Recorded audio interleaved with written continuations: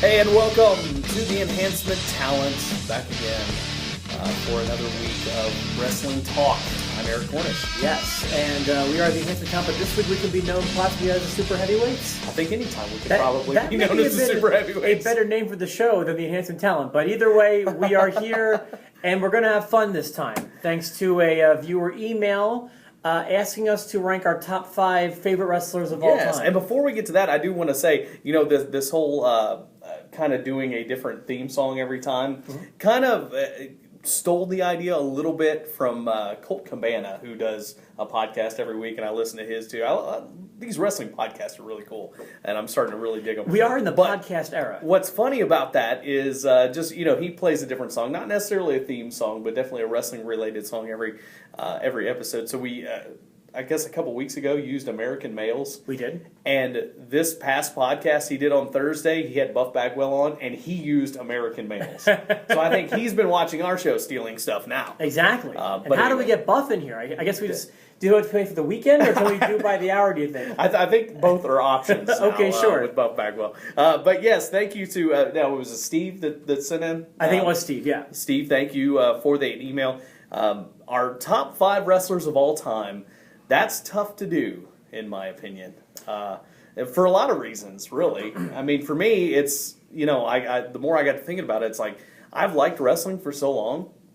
I think it's more of the product overall that I really enjoy, not necessarily one specific wrestler. It is, but there are certainly people I'm more excited to see than others. And there's definitely a gold medal. If someone asks me who is the best wrestler of all time, I have an answer. And it takes a little more thought, but I can put together the top 5, in my opinion, with a little reason as to why. And I mean I think it's something I've done with my friends. About 5 years ago, we ranked and we actually did our top 20, which can take a lot of time, sure. but it was a lot of fun. And putting them in order and stuff like that. So I took my list. I made one change. There was one wrestler who I kind of demoted, and I'll explain why. Okay. And other than that, it's pretty much the same list I had about 5 years ago. Okay. Well, let's start at number 5. Go ahead. Okay. Number 5 is on the list because of someone who got demoted. Let me quickly tell you who got demoted. During the Attitude Era was kind of, I would say, like my heyday as a fan. Mm. And during the Attitude Era, I was all about Triple H. And I think things kind of happened in his career that made me less excited to see him wrestle. And I will say that is my sole criteria for what makes someone my favorite, is my excitement to see them wrestle. Okay. It doesn't matter what era, it just matters their name's on a card, how excited do I get. Okay. Triple H used to be one of those guys, I would say he probably no longer is. But in 99 and 2000, like right before he won his first title, his first title run, I thought he was having great matches all the time, a killer personality, just an overall package that worked for me. But he's probably in the lower single digits right now. Number 5 on my list is going to go to Eddie Guerrero. He was a guy who would constantly deliver. There were things that I didn't like about him too, which is why he's not closer to the top. His entrance I never liked, and his character could get a little tired when he would use his goofy voice. It was nothing I can get into. But as a match quality, he was always there to perform. He had a very inspirational, cool story, and unfortunately ended a little too soon. But my 5th favorite person to watch wrestle of all time is Eddie Guerrero. Excellent. Now, my criteria very similar. Somebody who I look forward to seeing perform, whether it's in the ring, whether it's outside, it doesn't matter. And I actually almost included someone who wasn't even an official in-ring performer on this list because I was always excited to see him, and that's Bobby Heenan. I was going to say, I wanted to guess. Bobby Heenan would have been very close to the top of this list if you're just talking about overall performers. But I went ahead and stuck with primarily wrestlers here, and number 5 for me is The Rock. I think The Rock was entertaining in and out of the ring. He always managed to say something that made me laugh, which is great, but he also knew how to bring it back to the seriousness. I think he kind of proved that a little bit in his feud with John Cena. He was a little lacking in his promos, wasn't quite as good as he used to be back in the day. But back in the Attitude Era, promo-wise and wrestling-wise, he could sell his butt off for anybody else when he was a heel. And he could lay the smack down when he was a babyface. So The Rock's number 5 for me. The Rock is a guy who took the media world by storm when he started, and was obviously very inspirational to me. If you don't know this, that is how I got my on-air name.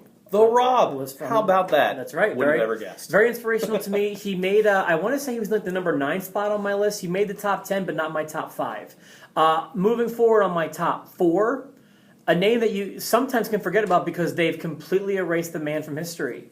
And allegedly killing your family will do that. Yeah, it will. But Chris Benoit was another example in a very similar way to Eddie Guerrero, in that he may not have had the most exciting personality in the ring. He always put on the best match of the night, whatever card he was on. I could watch him wrestle over and over and over and over again, and he was a name I want to see on the card. Every time, it didn't matter who he was wrestling. It could be a main event guy for a title. It could be, the curtain jerker against a nobody. He always performed, and I loved watching him work. Chris Benoit. Well, there is one word I can use with Chris Benoit, and that's intense. Absolutely. It was always intense when he was in the ring. He was never on cruise control, and his matches are among my favorites. Almost all of them. Very true. I'm going to use this guy kind of in the same class as both of your guys. Chris Jericho comes in at number 4 for me. It took a long time to figure out where I was going to put him, but I think it's because of how many transitions he's been through in his character, and each one of them was good. Mm-hmm. It didn't matter if he was the baby face and he was the underdog. That worked well. If he was the goofy heel in WCW, it was great. If he was straight-laced, short hair, suits, talking slowly, that was one of his best characters, I think, and he always delivered in the ring, and he didn't let himself get overexposed. Mm-hmm. He didn't, he didn't get the John Cena syndrome or the Triple H syndrome where you just get overexposed. He would step away and come back, and he knows when to come back and make an impact. And every time he does, he makes an impact. So that's why Chris Jericho comes in at number 4 for me. Another guy who made my single digits, I want to say he was probably around number 7-ish, but a guy I had a lot of respect for and really enjoy his work too. So that's a great choice. For me, moving into the number 3, the bronze medal. A man who I always thought was my second favorite wrestler until I sat down and gave it a lot of thought. The Heartbreak Kid, Shawn Michaels. The Heartbreak Kid, Shawn Michaels, has a long career of exceptional matches. I don't know Mr. WrestleMania. Every WrestleMania match he's ever had is a 5-star classic. And his work, it doesn't matter whatever. I think my favorite title run of any title, of any worker, would be his first Intercontinental title run, kind of around WrestleMania 10. To me, the Intercontinental title scene was so much more exciting than the world title scene because of guys like Shawn Michaels. Always, and especially at that time, that title was regarded for the guy who was the workhorse, the guy who was working hard night in, night out, and just, was still a little green to be the champion. His early work, man, was exceptional. And then you talk about matches with guys like Razor Ramon, Bret Hart. He always put on exceptional matches, and I think that he's the third greatest of all time to me. I will comment more on that. Yeah, I was going to say here momentarily, because for me, he's not number 3. Ric Flair is number 3 for me. Very understandable. Again, that was tough to come up with, but I think he had the most impact on me. I watched a lot of Ric Flair growing up, and I really always liked what he did. Whether he was a heel or not, I always found a way to kind of like him, even as a kid. It was, and I think that's how he made a name for himself. He made everybody he was in the ring with better. He could have classics with guys that didn't normally have good matches. Guys like Lex Luger, guys like Road Warrior Hawk. Back in the old days, he made them better. He made guys look good, and he could make anybody a superstar. Nikita Koloff, another guy that just became a superstar because he worked with Ric Flair. Yeah. And Ric Flair just his legacy stands for itself, despite some of the later years getting back in the ring after his retirement and all that stuff. But everybody respects Ric Flair. You gotta. Yeah, he's one of those names that gets tossed around, and I will say every name you've mentioned so far, although not in my top 5, in my top 10. Cool. So a lot of respect for your list. I'd be surprised if 2 or 1 is on your list, but maybe they will be. Number 2 for me was the reason I had a tough time moving Michaels down, but I found someone that I thought was actually better than Shawn Michaels, and he's kind of, I would say, in the grand scheme of things, one of the more modern names on this list. But he came on with such a bang and always had great matches. The Olympic gold medalist Kurt Angle. Very good. He was a guy who had no right to be as good as he was as early as he was, and as soon as he found his groove, which we're talking was like weeks into his television debut, like as soon as he found his groove and what he was doing, he was immediately having the best matches of the night, literally every night he performed. You could put him on WrestleMania with guys like Benoit and Jericho, and it's the best match of the night. Or you could have him on a SmackDown with someone like, I don't know, Spike Dudley, and all of a sudden you're having the best match of the night. It was incredible to watch his rise. He was one of the names that actually debuted after I started watching wrestling, so to me it was like, I felt like I got to experience the entire arc of Kurt Angle. And I'm speaking mostly to his WWE work.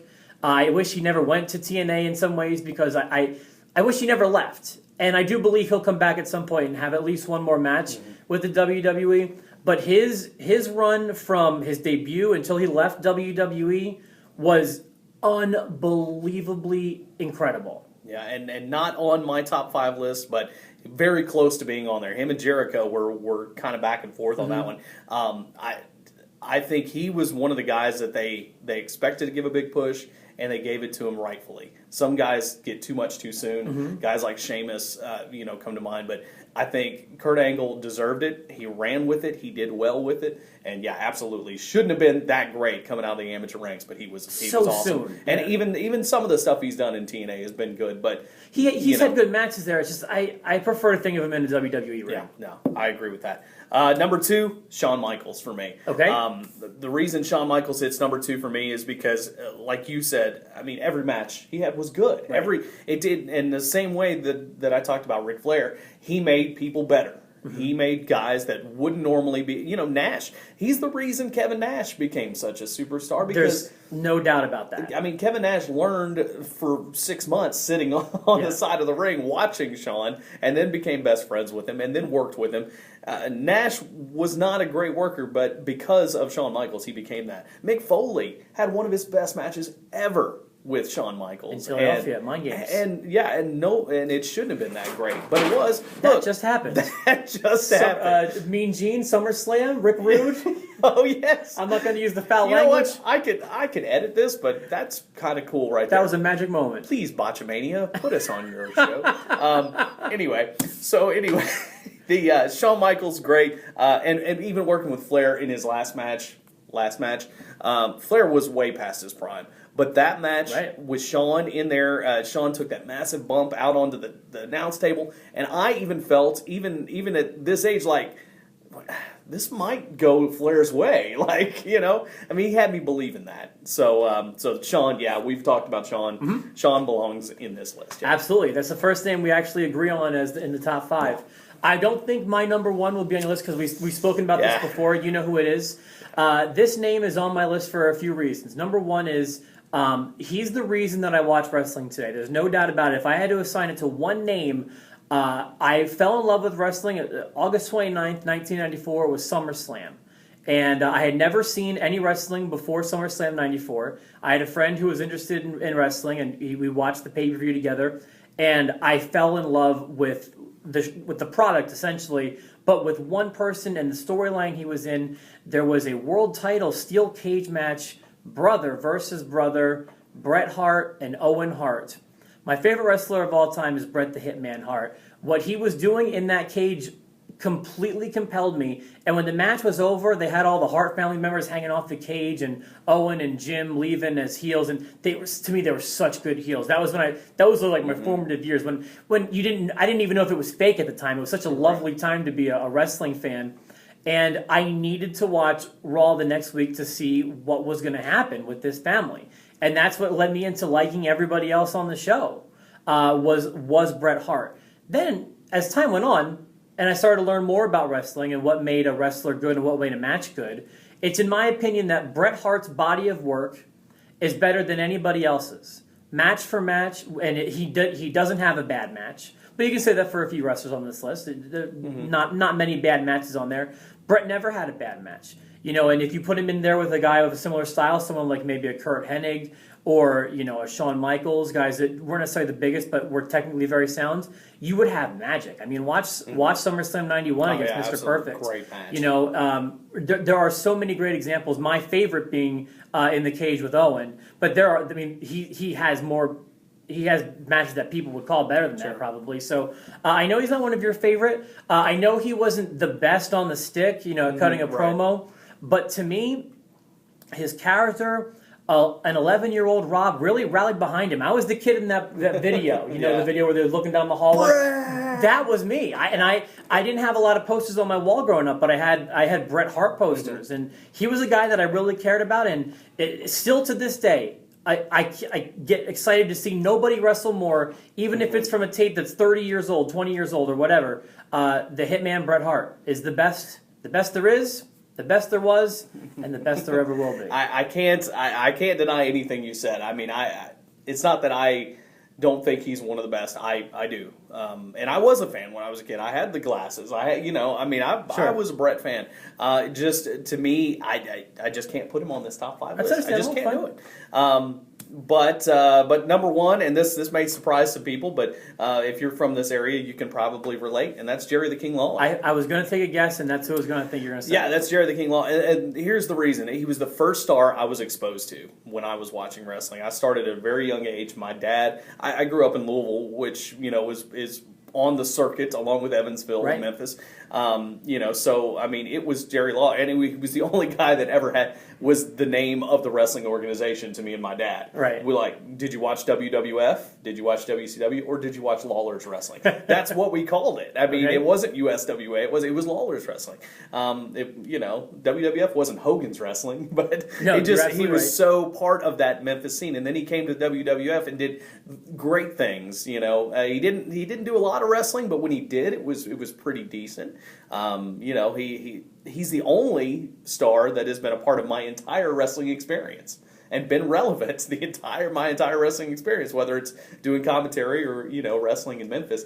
So to me, he had the most influence on me as a fan. I've seen certainly a lot of Jerry Lawler matches, but my association with him, given when I started watching wrestling and where I started watching wrestling, is more as the commentator. Sure. And I always appreciate him in that role. I think he's exceptional at it. Yeah. And so I've always appreciated those contributions. And I will also remind you, Nana Nana Boo Boo, stick your head in doo-doo, my favorite wrestler made your favorite wrestler kiss his own foot until he vomited. That is true. Yeah. So, oh well. They actually had a good program. Yeah. With Lawler, Helen Hart. I mean, that went on forever, and Lawler could always come back into. That feud never died. No, it didn't. Yeah, and so that was an amazing feud that was ongoing. So anyway, I know we've gone a little long here, but anyway, we want to know your favorites too. Yeah, do we leave one off the list? If you want to comment on our list and say no, that's horrible because Daniel Bryan should be number one. I know we'll get a few of those.